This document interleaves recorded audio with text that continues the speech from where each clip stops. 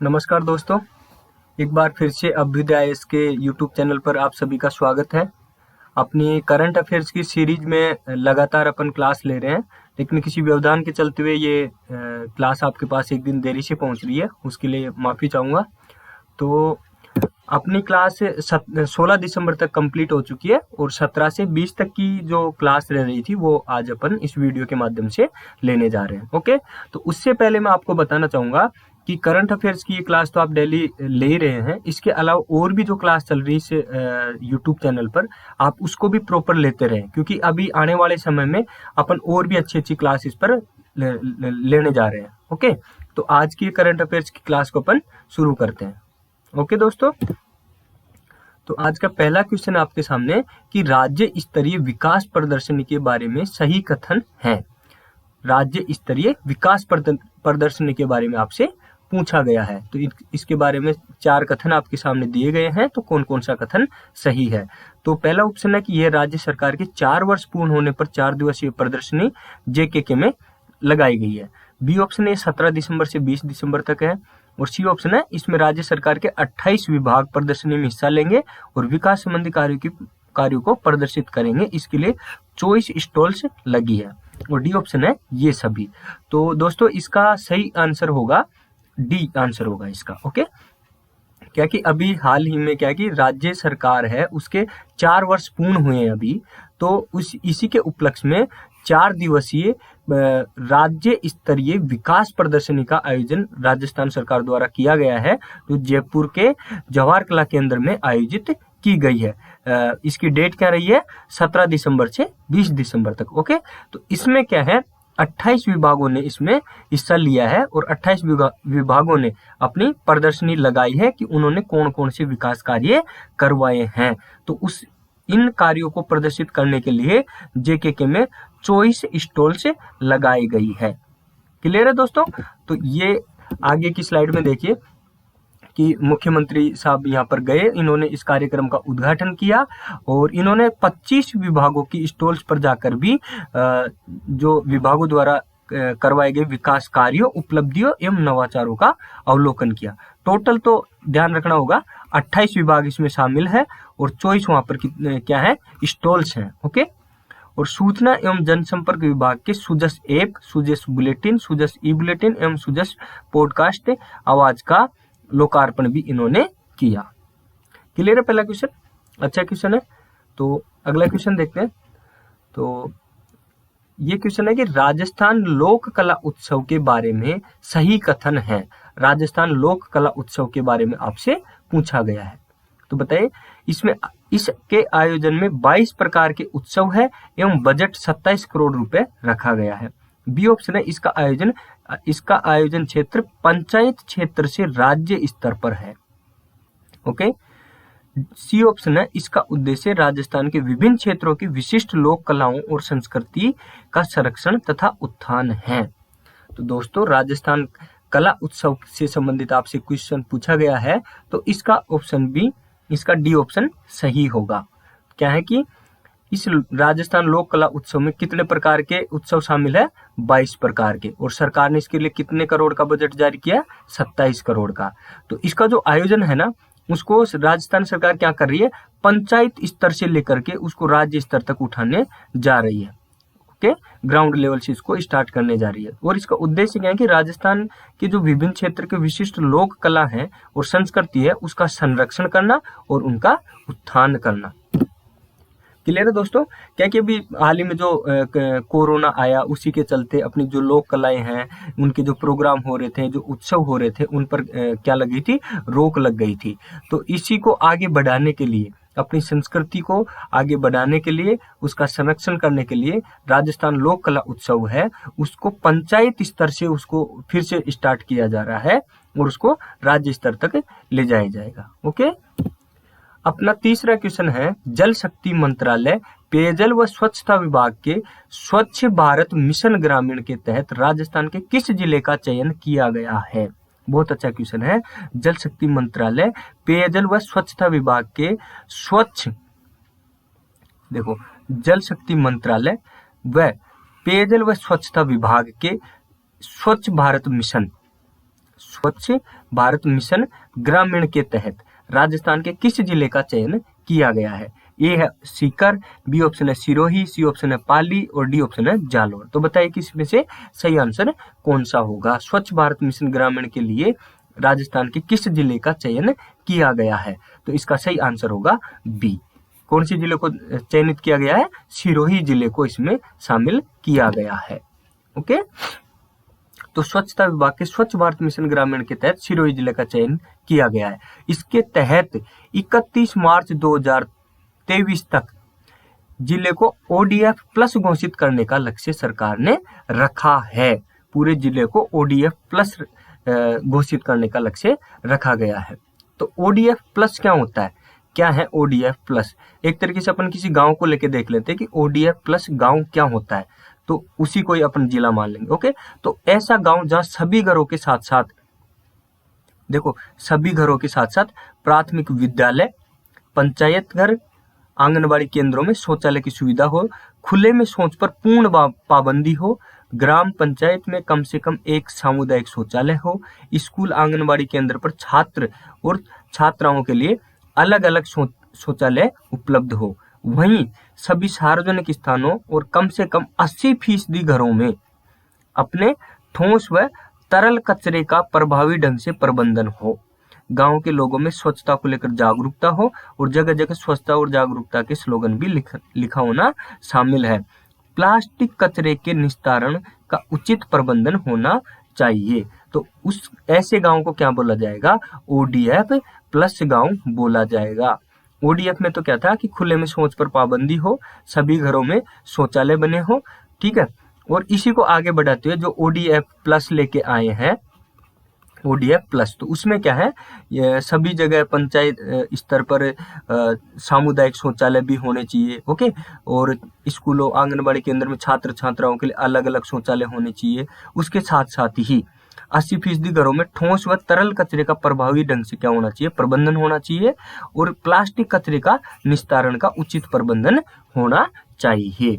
Okay, clear है? चौथा question देखिए, हाल ही में गति शक्ति विश्वविद्यालय बड़ोदरा के नए कुलपति डॉक्टर मनोज चौधरी को नियुक्त किया गया है। तो इनका संबंध कौन से जिले से है?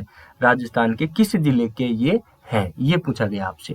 इस तरह के क्वेश्चन भी अक्सर पूछे जाते रहे हैं, क्योंकि जब राजस्थान के किसी व्यक्ति को बाहर के किसी राज्य में जब VC बनाया जाता है, राज्यपाल बनाया जाता है, तो उनके बारे में क्वेश्चन आते रहते हैं। तो बताइए कि जो गति शक्ति विश्वविद्यालय बड़ोदरा में है, उसके नए कुलपति डॉक्टर मनोज चौधरी को बनाया गया है, वो कौन से जिले के हैं? जयपुर के, सीकर के, झुंझुनू के या फिर बाड़मेर के? बताइए इसका राइट आंसर क्या होगा? तो डॉक्टर मनोज चौधरी कहाँ के हैं?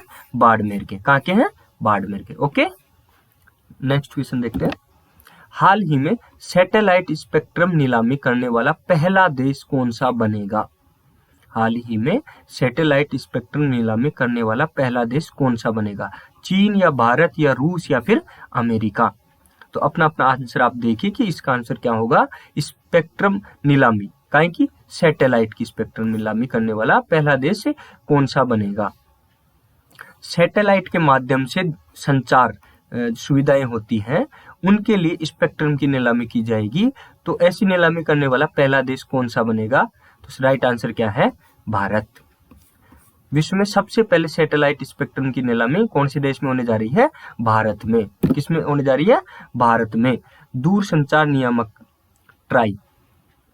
TRAI अध्यक्ष PD वाघेला ने मंगलवार को इसके बारे में घोषणा की है कि जो सैटेलाइट कम्युनिकेशन के लिए स्पेक्ट्रम की नीलामी करेगा, कौन करेगा? भारत। भारत पहला देश होगा जो सैटेलाइट कम्युनिकेशन के लिए स्पेक्ट्रम की नीलामी करेगा। ओके, इसके बारे में और भी जानकारी यहाँ पर मैंने साथ में अटैच की है, तो आप वीडियो को रोक के भी देख सकते हैं। छठा क्वेश्चन आपके सामने है, राज्य सरकार की समस्त कल्याणकारी योजनाएं, ई-बुलेटिन, वीडियो बुलेटिन एवं अन्य उपयोगी सामग्री हेतु CM ने किस ऑफिशियल ऐप का लॉन्च जारी किया है? राजस्थान सरकार ने भी हाल ही में एक ऑफिशियल ऐप लॉन्च किया है, उसका नाम आपसे पूछा गया है। क्वेश्चन को वापस देख लीजिए। राज्य सरकार की समस्त कल्याणकारी योजनाएं, ई बुलेटिन, वीडियो बुलेटिन एवं अन्य उपयोगी सामग्री हेतु सीएम ने किस ऑफिशियल ऐप को लॉन्च किया है? बताइए उस ऐप का नाम क्या है? सुजस, समग्र, सूचना या सेवा? तो इसका राइट आंसर क्या होगा? Sujas mobile application. सुजस मासिक पत्रिका आती है, वो किसके द्वारा जारी की जाती है? सूचना एवं जनसंपर्क विभाग द्वारा वो जारी की जाती है।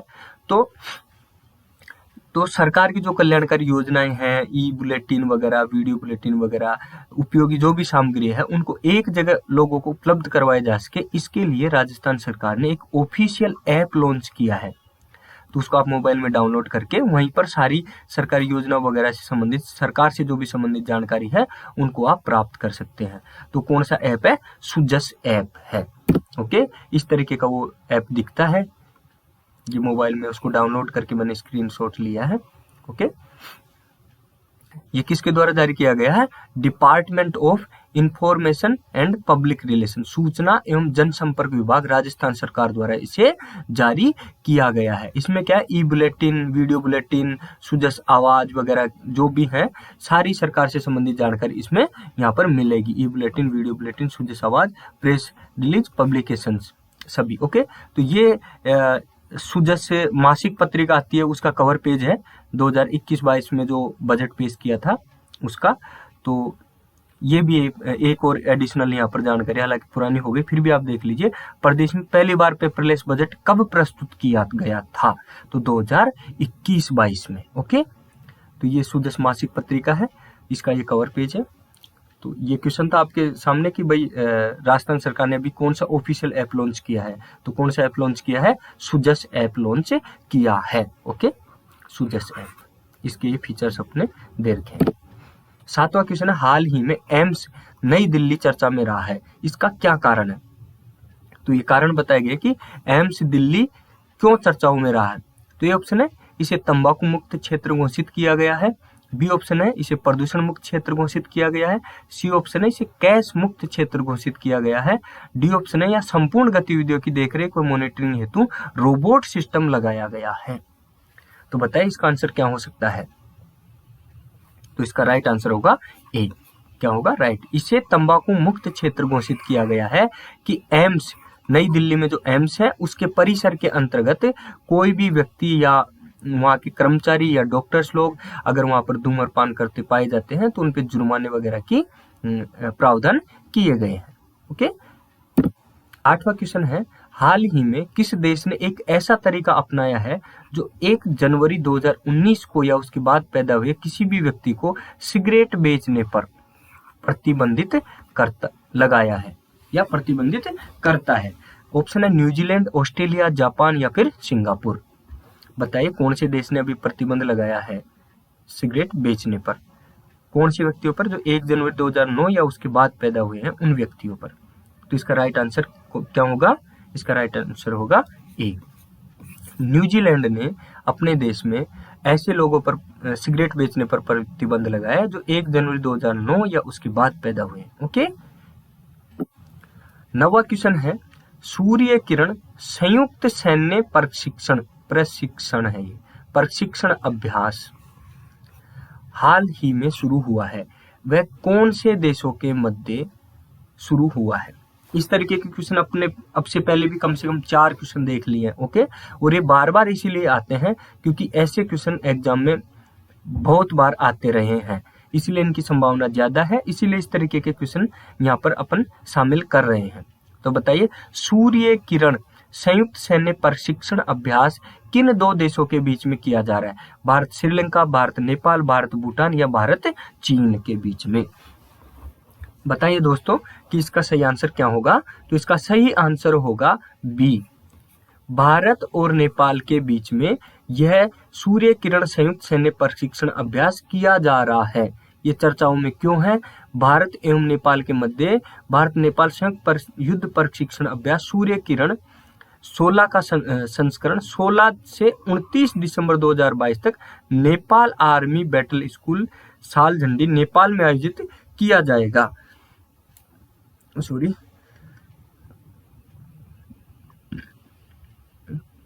तो ये सूर्य किरण अभ्यास कहाँ पर आयोजित किया जा रहा है? नेपाल में। कहाँ पर? नेपाल में, भारत और नेपाल के मध्य। ओके, तो भारत नेपाल के बीच में जो सूर्य किरण के बारे में और जानकारी दे रहा हूँ कि भारत एवं नेपाल के मध्य भारत नेपाल संयुक्त युद्ध प्रशिक्षण अभ्यास सूर्य किरण प्रतिवर्ष आयोजित किया जाता है, प्रतिवर्ष किया जाता है। ओके, इसमें इतना ही है। और इस सीरीज का ये 10वां क्वेश्चन आपके सामने है कि हाल ही में किस देश के शोधकर्ताओं ने ऐतिहासिक परमाणु संलयन सफलता की घोषणा की है? ऐतिहासिक परमाणु संलयन, ये शायद गलत लिखा हुआ है, संलयन नहीं है, ये संलयन है। ओके, सफलता की घोषणा की है। रूस ने, चीन ने, अमेरिका ने या फिर जापान ने? बताइए कौन से देश ने परमाणु संलयन सफलता की घोषणा की है? रूस ने, चीन ने, अमेरिका ने या जापान ने? तो इसका सही आंसर होगा सी। कौन से देश ने सफलता पाई है परमाणु संलयन की प्रक्रिया में? अमेरिका ने। अमेरिका ने घोषणा की है कि उन्होंने परमाणु संलयन में सफलता हासिल कर ली है, जो असीमित स्वच्छ ऊर्जा के स्रोत और जीवाश्म ईंधन पर निर्भरता को समाप्त करने की दिशा में एक ऐतिहासिक उपलब्धि है। ओके, तो परमाणु संलयन क्या है ये देख लीजिए। परमाणु संलयन, वहां पर गलत वर्ड लिखा हुआ था ना, ये सही वर्ड है। ओके, संलयन वह प्रक्रिया है जिसके द्वारा भारी मात्रा में ऊर्जा जारी करते हुए दो हल्के परमाणु नाभिक मिलकर एक भारी परमाणु बनाते हैं।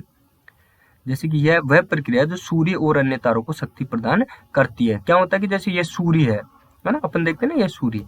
ओके, तो ये एक नहीं है, इसमें छोटे छोटे परमाणु मिले हुए हैं, तो मिल करके क्या है, एक बड़ा परमाणु बना लेते हैं और वो क्या एक साथ चमकते हैं। ओके, तो वैसे ही अमेरिका ने क्या किया है, जो दो परमाणु नाभिक हैं उनको एक साथ लाने की प्रक्रिया है, उसमें सफलता उन्होंने हासिल कर ली है। जो दो परमाणु है उनको अब उन्होंने दूर दूर की बजाय अब जोड़ के उनको एक साथ कर लिया है और उनको बड़ा कर लिया है। दो परमाणुओं को आपस में जोड़ने की जो प्रक्रिया है वो संलयन प्रक्रिया कहलाती है। ओके, तो ये अभी के जो शुरू के 10 क्वेश्चन थे उनकी आंसर शीट आपके सामने है। आप चेक करें कि आपके कितने आंसर इसमें से सही हुए हैं। ओके, तो अपन और कुछ क्वेश्चन है वो और देख लेते हैं। ओके, तो कंटिन्यू रखते हैं इस सेशन को।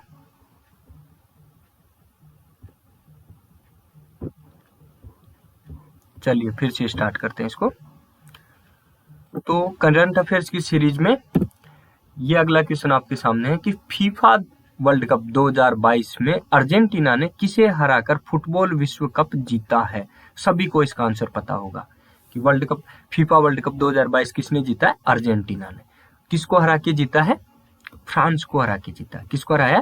फ्रांस को हराया। ये तो एक जनरल सा क्वेश्चन था जो किसी एग्जाम में पूछा भी जा सकता है और हो सकता है इसको नहीं भी पूछा जाए, लेकिन इस तरीके के क्वेश्चन है जो दूसरा क्वेश्चन आपके सामने आ रहा है, इस तरीके के क्वेश्चन पूछने की संभावना ज्यादा है, क्योंकि आरपीएससी अब ट्रेंड को चेंज कर चुकी है, क्योंकि वो सामान्य से क्वेश्चन अब नहीं पूछती है, थोड़े से गहराई में जाकर क्वेश्चन पूछने लगी। ओके, तो फीफा वर्ल्ड कप 2022 के संदर्भ में निम्न में से सही है। तो वर्ल्ड कप में गोल्डन बॉल लियोनेल मेसी को दी गई है, क्या ये सही है? बी ऑप्शन है गोल्डन बूट एम्बापे को दिया गया है, क्या ये सही है? और सी ऑप्शन है गोल्डन ग्लव्स होते हैं ना वो, ये मोजिटेस, ये वर्ड तो गलत लिखा रहा है, हो सकता है इंग्लिश का ट्रांसलेशन करने में से लिखा जा सकता है, मोटिजेस को दिया गया है। और इसी में ऐड किया है young player award Enzo Fernandez को दिया गया है। तो दोस्तों इसके सारे ऑप्शन सही हैं। क्या है? इसके सारे ऑप्शन सही हैं। जो गोल्डन बॉल है वो किसको दी गई है? अर्जेंटीना के लियोनेल मेसी को। ओके, लियोनेल मेसी का नाम सभी को पता है। ओके, जो अर्जेंटीना की जीत के हीरो रहे हैं। ओके, अर्जेंटीना को अपने करियर का पहला वर्ल्ड कप इन्होंने दिलाया है और टूर्नामेंट में इन्होंने कितने गोल किए हैं? 7 गोल इन्होंने किए हैं। किन्होंने? लियोनेल मेसी ने। इन्हीं गोल के चलते हुए उनको क्या दिया गया है? गोल्डन बॉल उनको दी गई है। और गोल्डन बूट वो किसको दिया गया है? किलियन एम्बापे को यह दिया गया है। इन्होंने फाइनल में हैट्रिक भी लगाई है, 3 गोल दागे इन्होंने एम्बापे ने, और साथ ही साथ इन्होंने टूर्नामेंट में कितने गोल दागे हैं? 8 गोल इन्होंने किए हैं। उसी के चलते इनको गोल्डन बूट दिया गया है। ओके, गोल्डन ग्लव्स किसको दिए गए हैं?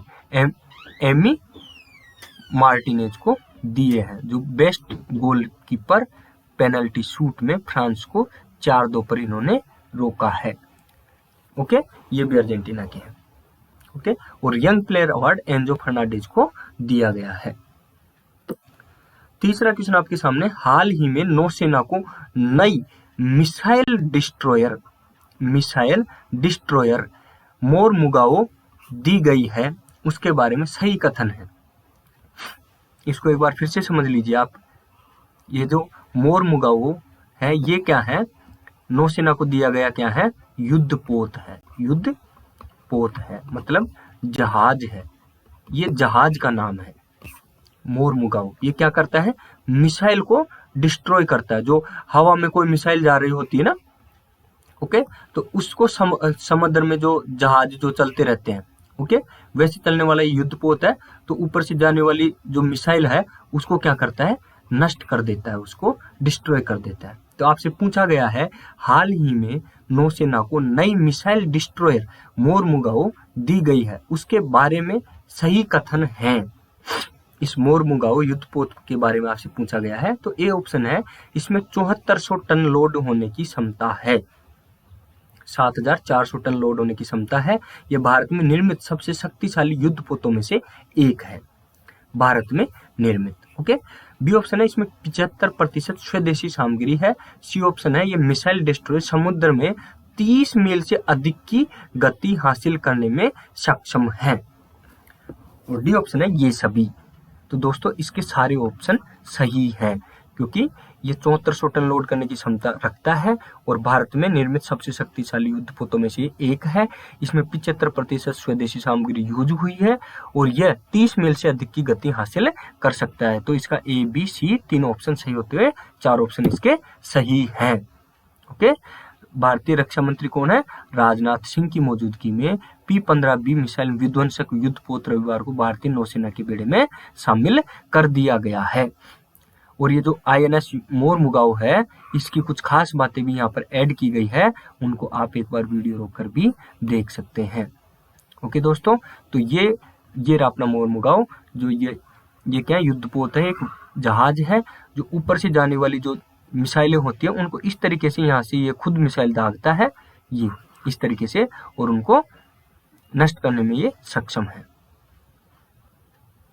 ये संयंत्र लगे हुए हैं मिसाइल दागने वाले। ओके, जो इस चित्र में भी ये दिख रहे हैं। चित्र के माध्यम से चीजें याद रहती हैं, इसलिए मैं इनको साथ में जोड़ते जा रहा हूँ। चौथा क्वेश्चन आपके सामने, हाल ही में जयपुर में हुई पिंक सिटी हाफ मैराथन किस थीम पर आयोजित हुई थी? Run for unity, run for zero hunger, run for fit Rajasthan, run for reform Rajasthan. तो बताइए, जयपुर में अभी पिंक सिटी हाफ मैराथन हुई, उसकी क्या थीम थी? ओके, बताइए ABCD में से। तो इसका राइट आंसर होगा B, run for zero hunger theme पर यह मैराथन आयोजित की गई थी। और इसमें इसका स्पॉन्सर कौन था? वेदांता समूह। कौन सा? वेदांता समूह। मुख्यमंत्री ने Vedanta pink city half marathon का किया फ्लैग ऑफ। ओके, तो run for zero hunger theme पर यह मैराथन आयोजित हुई थी। Okay, run for zero hunger और वेदांता ने इसको आयोजित करवाया था। ये दो चीजें इसमें इम्पोर्टेंट है। तो राज्य सरकार ने जो संकल्प ले रखा है, जब कोरोना में लिया था कि कोई भूखा न सोए, इसी के चलते इंदिरा रसोई जो योजना चला रखी है, उसी के तहत ही इस मैराथन की थीम भी यही रखी गई थी, run for zero hunger. Okay, तो जो अभी बात हुई इंदिरा रसोई योजना,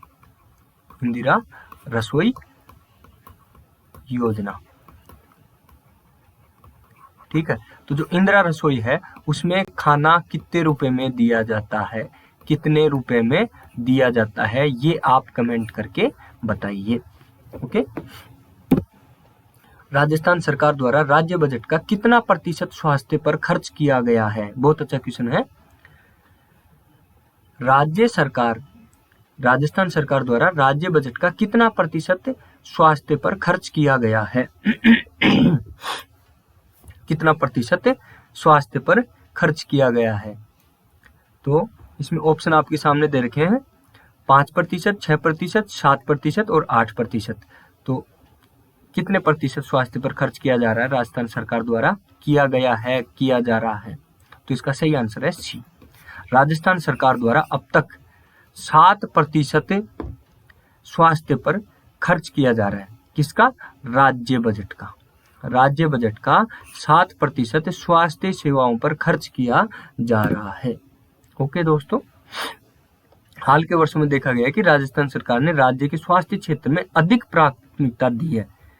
राजस्थान सरकार ने राज्य के स्वास्थ्य क्षेत्र को अधिक प्राथमिकता दी है। इसी के चलते उन्होंने कुल बजट का 7% से अधिक आवंटित किया है, जो राष्ट्रीय औसत से भी अधिक है। एक अधिकारी के मुताबिक राजस्थान में पर्याप्त क्षमता वाले स्वास्थ्य खाते बनाने के प्रयास पहले से ही चल रहे हैं। तो राजस्थान कितना अपने राज्य बजट का कितना प्रतिशत स्वास्थ्य पर खर्च कर रहा है? 7%, जो राष्ट्रीय औसत से भी अधिक है। छठा क्वेश्चन आपके सामने है। प्रधानमंत्री कौशल विकास योजना के तहत वर्ष 2021-22 में प्रशिक्षण पाने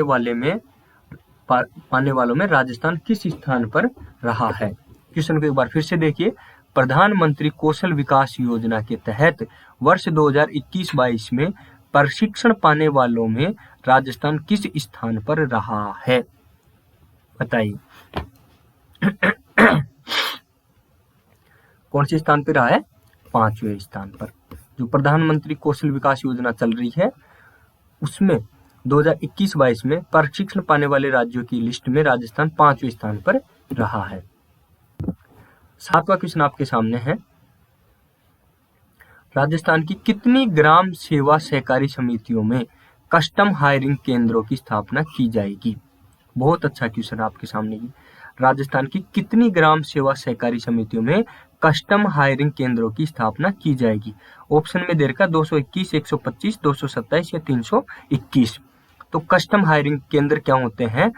ऐसे केंद्र जहां से जो किसान होते हैं उनको कृषि में काम आने वाले उपकरण किराए पर उपलब्ध करवाए जाते हैं, जैसे ट्रैक्टर, हल, ओके, और भी अन्य तरह के जो संयंत्र होते हैं जैसे मोटर या जनरेटर। ओके, तो इस तरीके के जो भी कृषि में सहायक जो उपकरण है, संयंत्र है, वो राज्य सरकार द्वारा किसानों को किराए पर उपलब्ध करवाए जा रहे हैं। ओके, तो वो क्या है कि ग्राम सेवा सहकारी समितियों में ऐसे कस्टम हायरिंग केंद्रों की स्थापना की जाएगी। तो वो कितनी सहकारी सेवा समितियों में की जाएगी? 227 में। कितने में? 227 ग्राम सेवा सहकारी समितियों में स्थापित की जाएगी। ओके, और देख लीजिए यहाँ पर और भी जानकारी मैंने साथ में अटैच किया।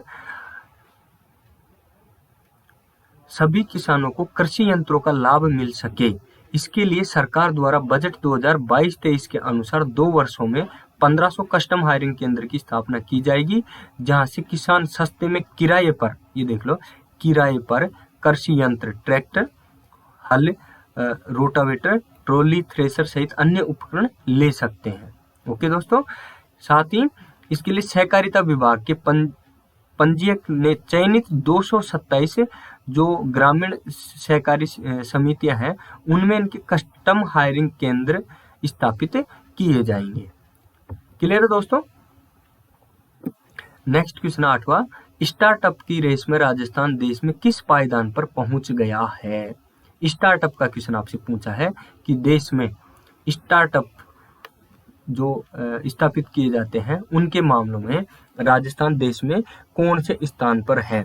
सबसे ज्यादा स्टार्टअप देने वालों की लिस्ट में राजस्थान का देश में कौन सा स्थान है, ये आपसे पूछा गया है।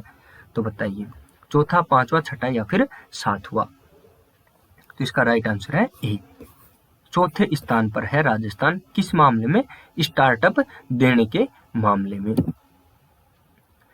9वां क्वेश्चन है, हाल ही में किस देश में उग्र विरोध के बाद राष्ट्रव्यापी आपातकाल की घोषणा की गई है?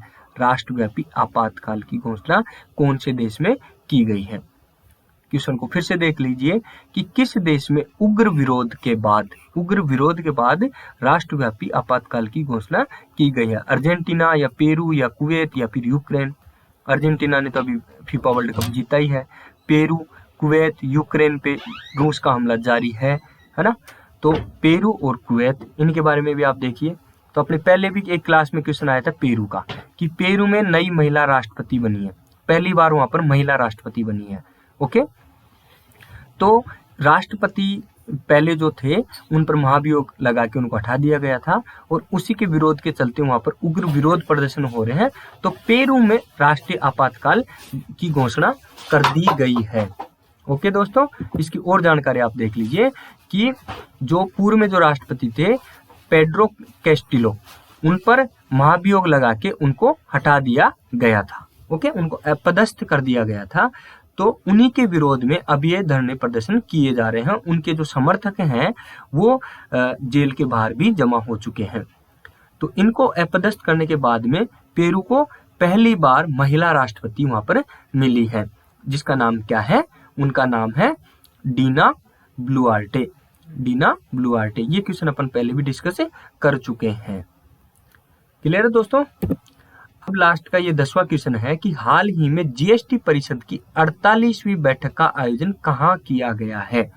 जीएसटी परिषद की 48वीं बैठक का आयोजन कहाँ किया गया है? इस तरीके के क्वेश्चन भी अक्सर एग्जामों में आते रहते हैं, इसीलिए इस क्वेश्चन को यहाँ पे शामिल किया गया है। जीएसटी परिषद की 48वीं बैठक का आयोजन कहाँ पर किया गया है? पुणे में या नई दिल्ली में या मुंबई में या फिर बेंगलुरु में? तो इसका सही आंसर क्या होगा? नई दिल्ली। क्या होगा? नई दिल्ली। नई दिल्ली में जीएसटी परिषद की 48वीं बैठक का आयोजन किया गया। बैठक में कई महत्वपूर्ण मुद्दों पर विचार किया गया, और ये जो 48वीं बैठक थी इसकी अध्यक्षता किसने की? केंद्रीय वित्त मंत्री निर्मला सीतारमण ने इसकी अध्यक्षता की। ओके, नई दिल्ली में इसका आयोजन हुआ। ओके, और इसमें कई महत्वपूर्ण मुद्दों पर विचार किया गया। तो जो जीएसटी परिषद है उसके बारे में थोड़ी सी एडिशनल जानकारी अपन और देख लेते हैं। इसको हिंदी में बोलते हैं अपन क्या? वस्तु एवं सेवा कर परिषद। वस्तु एवं सेवा कर परिषद। ये कैसे स्थापित हुई है? 2016 में स्थापित हुई है 101वें संविधान संशोधन के तहत। 101वें संविधान संशोधन के तहत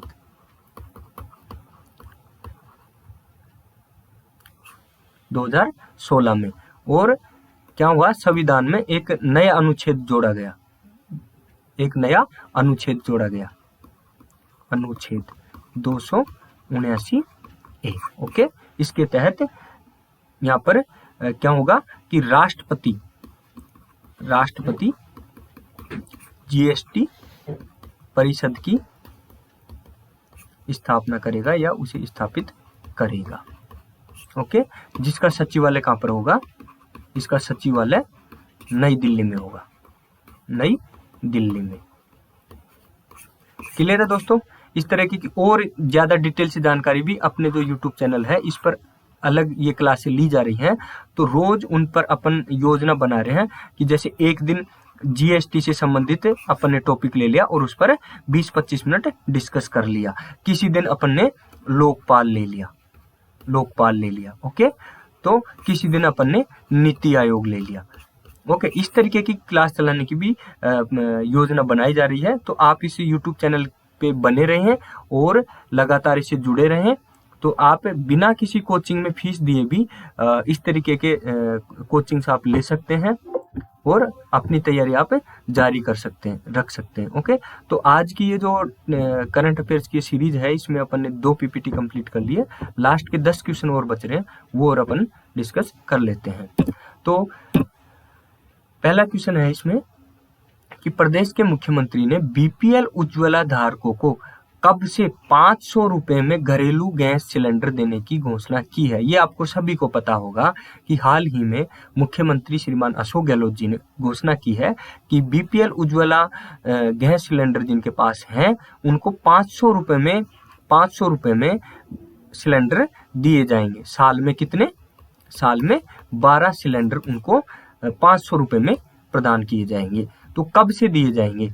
1 जनवरी 2023 से 1 मार्च 2023 या 18 दिसंबर 2022 या 1 अप्रैल 2023।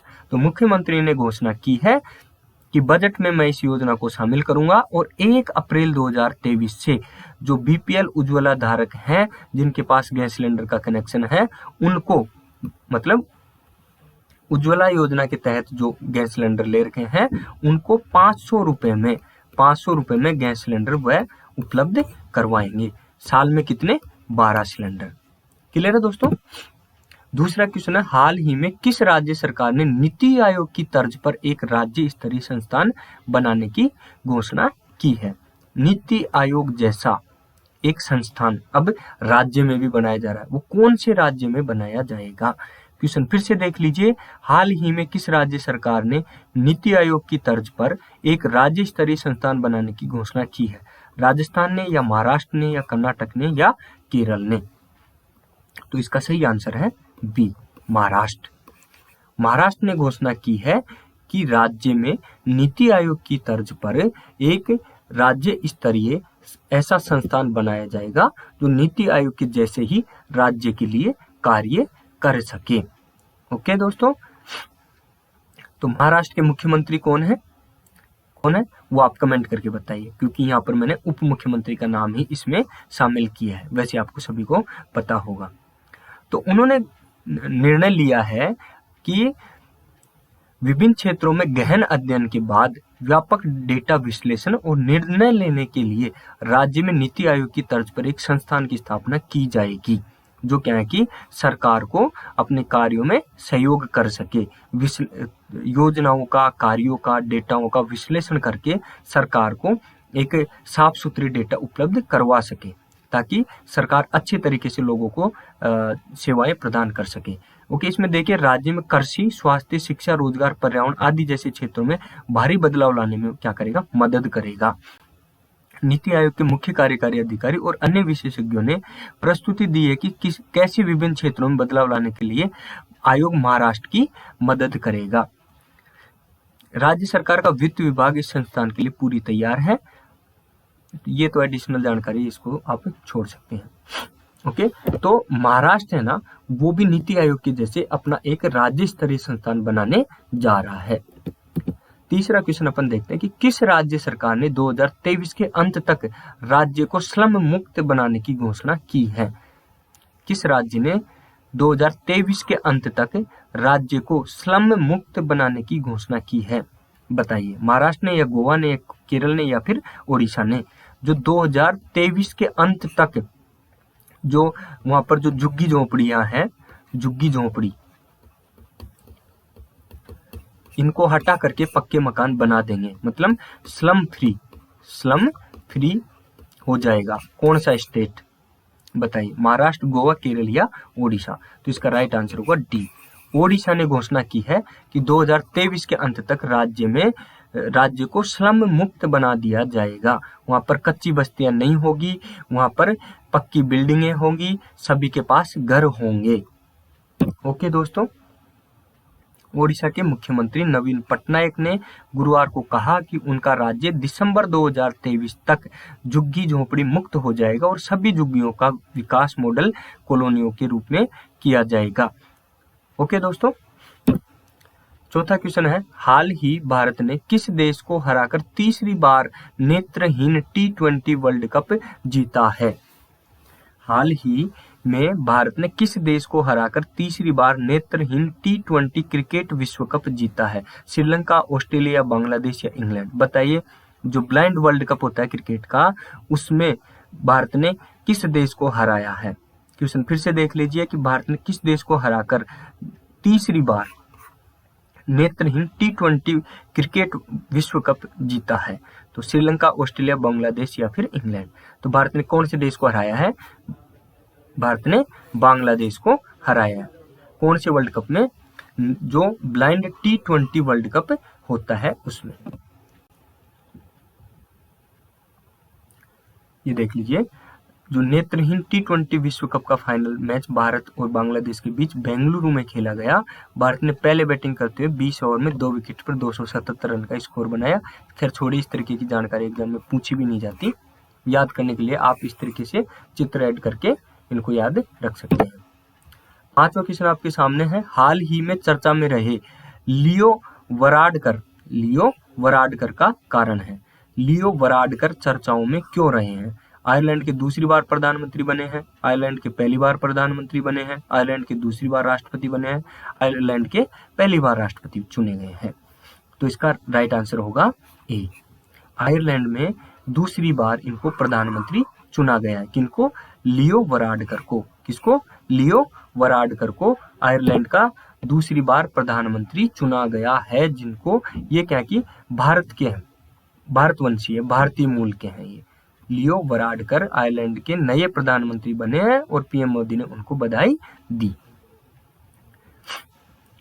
इनके पिता 1973 में आयरलैंड में शिफ्ट हो गए थे और अब ये दूसरी बार प्रधानमंत्री पद संभालेंगे। इस मौके पर भारत के प्रधानमंत्री मोदी ने उन्हें बधाई दी और इसलिए भी चर्चाओं में रहे थे कि 2015 में इन्होंने घोषणा की थी कि वे गे हैं। ओके, तो आयरलैंड के पहले गे पीएम लियो दूसरी बार पद संभालेंगे। छठा क्वेश्चन आपके सामने है, हाल ही में प्रधानमंत्री ने किस शहर में गृह प्रवेश कार्यक्रम का शुभारंभ किया है? ये गृह प्रवेश कार्यक्रम कोई पार्टी या किसी नेता को पार्टी में शामिल करने से संबंधित नहीं है।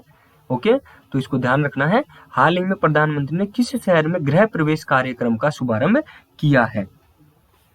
तो प्रधानमंत्री आवास योजना के तहत ये किसने यहाँ पे शामिल किया है, तो इसी से संबंधित है ये। तो इसका शुभारंभ कौन से शहर में किया गया है? दिसपुर में या अगरतला में या विराटनगर में, ईटानगर में या फिर इम्फाल में?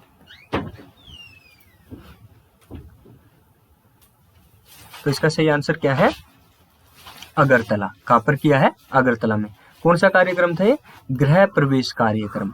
जो प्रधानमंत्री आवास योजना है उसके तहत प्रधानमंत्री मोदी ने इस कार्यक्रम का शुभारंभ किया है। कहां पर? अगरतला में। और जानकारी आप देख लीजिए, प्रधानमंत्री मोदी ने रविवार को हाल ही में अगरतला में कुछ विभिन्न कार्यक्रमों का, वहां पर परियोजनाओं का उद्घाटन किया था और उसी के चलते इन्होंने ये गृह प्रवेश कार्यक्रम का भी वहां पर उद्घाटन किया है। इसके तहत 2 लाख से ज्यादा गरीब परिवारों को अभी यहाँ पर पक्के घर उपलब्ध कराए गए हैं। 7वां क्वेश्चन है, 11वें वैश्विक खाद्य सुरक्षा सूचकांक में भारत का कौन सा स्थान है? अभी जो हाल ही में जो खाद्य सुरक्षा सूचकांक जारी किया गया है उसमें भारत का कौन सा स्थान आया है? 68वां या 70वां, 69 या फिर 67वां? तो ABCD में से आप सिलेक्ट कीजिए कि भारत का वैश्विक खाद्य सुरक्षा सूचकांक में कौन सा स्थान है। तो इसका राइट आंसर होगा ए। कौन सा? ए। भारत का कौन सा स्थान है? 68। तो जो वैश्विक खाद्य सुरक्षा सूचकांक है 2022 का, उसका जारीकर्ता कौन है? तो इसे जारी किया है लंदन स्थित इकोनॉमिस्ट इम्पैक्ट नामक संस्था द्वारा इसे जारी किया जाता है। और ये कौन सा संस्करण था? 11वां। इसमें टोटल कितने देश थे? 113 देश थे, जिसमें से भारत का स्थान कौन सा है? 68वां। ओके, और इसमें पहले स्थान पर कौन है? Finland. Okay, Finland, Ireland, Norway, France और नीदरलैंड। और 2021 में भारत का कौन सा स्थान था? 71वां स्थान था, जो अब 68वें स्थान पर आ गए हैं। 8वां क्वेश्चन है, हाल ही में कौन सा देश यूरोपीय संघ का नया औपचारिक उम्मीदवार बना है? या यूरोपीय संघ में नया कौन सा देश अभी शामिल हुआ है? ब्राजील या बोस्निया या बोत्सना या फिर बाली? बताइए, इनमें से कौन सा देश अभी हाल ही में यूरोपीय संघ में शामिल हुआ है? ब्राजील, बोस्निया, बोत्सना या फिर बाली? तो इसका राइट आंसर होगा बी। बोत्सना को हाल ही में यूरोपीय संघ में शामिल किया गया है। 9वां क्वेश्चन है, हाल ही में चर्चा में रहा अजोला के बारे में सही कथन है? अजोला के बारे में आपसे पूछा गया है। ये क्वेश्चन भी आरपीएससी के हर एग्जाम में इस तरीके के क्वेश्चन पूछे जाते रहते हैं, इसी के चलते ये क्वेश्चन यहाँ पे शामिल किया अपन ने। तो बताइए कि हाल ही में चर्चा में रहा अजोला, इसके बारे में निम्न में से कौन से कथन सही हैं? तो ये ए ऑप्शन है, अजोला एक हरे रंग का शैवाल है जो हरे चारे का विकल्प है। बी ऑप्शन है, अजोला से पशुओं की रोग प्रतिरोधक क्षमता में एवं दूध उत्पादन में बढ़ोतरी होती है। सी ऑप्शन है, इसमें 25% प्रोटीन की मात्रा के साथ आवश्यक पोषक तत्व हैं जो मछली, मुर्गी, भेड़, बकरी पालन में उपयोगी है। और डी ऑप्शन है ये सभी। तो इसका मैं बता दूं, इसके सारे ऑप्शन सही हैं। तो ये क्या है, अजोला है, ये एक तरीका का शैवाल है जो हरे रंग का होता है। ये देखिए पानी में यहाँ पर लगाया गया। ओके, तो ये क्या हरे चारे का विकल्प है। हरे चारे की जगह भी इसको पशुओं को खिला सकते हैं, जो पशुओं में क्या करेगा, रोग प्रतिरोधक क्षमता उसको भी बढ़ाएगा। ओके, और जो दूध उत्पादन है उसको भी ये बढ़ाता है। इसमें क्या 25% प्रोटीन की मात्रा है, जो आवश्यक पोषक तत्व है इसमें ये उपयोगी है, जो मछली, मुर्गी, भेड़ और ये बकरी है, बकरी पालन में ये क्या है, उपयोगी है। ओके दोस्तों, तो 10वां क्वेश्चन आपके सामने है, लास्ट क्वेश्चन आपका आज का। स्वच्छता सर्वेक्षण 2022 की रैंकिंग में प्रदेश का कौन सा स्थान रहा है? स्वच्छता सर्वेक्षण 2022 की रैंकिंग में प्रदेश का कौन सा स्थान है? लास्ट क्वेश्चन है 10वां। बताइए, स्वच्छता सर्वेक्षण 2022 की रैंकिंग में प्रदेश का कौन सा स्थान रहा है? 8वां, 9वां या 10वां या फिर 11वां? तो स्वच्छता सर्वेक्षण 2022 की रैंकिंग में राजस्थान का 8वां स्थान रहा है। कौन सा स्थान रहा है? 8वां स्थान रहा है। ये आंसर शीट आपके सामने, इसमें से आप चेक कर सकते हैं। ओके, तो आप अपने 20 दिसंबर तक की करंट अफेयर्स की क्लास अपनी पूरी हो चुकी है। अब नेक्स्ट डे 21 दिसंबर की अपनी क्लास आ जाएगी, उसमें केवल एक ही दिन के करंट अफेयर्स रहेंगे, क्लास का टाइम उसका कम रहेगा। तो आप जुड़े रहिए, अभ्युदय SK यूट्यूब चैनल को आप सब्सक्राइब करें। क्लास आपको अगर उपयोगी लग रही है तो इसको और लोगों तक भी आप शेयर करें। और RS, SI, EO, RO के और भी जो सब्जेक्ट हैं उनकी क्लासें अपने इस यूट्यूब चैनल पर चल रही है, तो आप निरंतर जुड़े रहिए। ओके, धन्यवाद।